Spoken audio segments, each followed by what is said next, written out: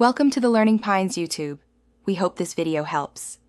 You start by verifying your data plan allows tethering, because carriers can block or throttle connections. Next, open settings and enable the hotspot or USB tethering option.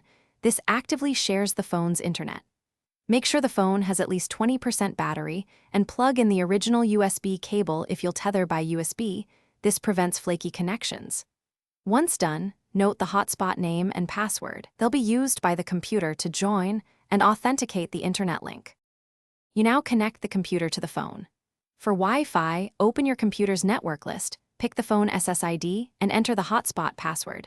This is quick and wireless. For USB, plug the cable into PC and phone, then toggle USB tethering on the phone so the computer receives a new network adapter. Make sure drivers install. For Bluetooth, pair both devices, then enable the phone's network access profile on the computer. Each method creates a routed interface, so your computer uses the phone's carrier link. You finish by confirming connectivity, load a web page, and run a quick speed test to ensure packets flow.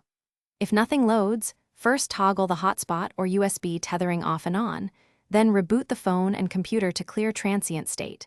For USB issues, reinstall or update the PC's USB/network drivers. Make sure the carrier isn't blocking tethering, that cellular signal is strong, and disable any VPN on the phone, which can prevent the computer from accessing the internet. That single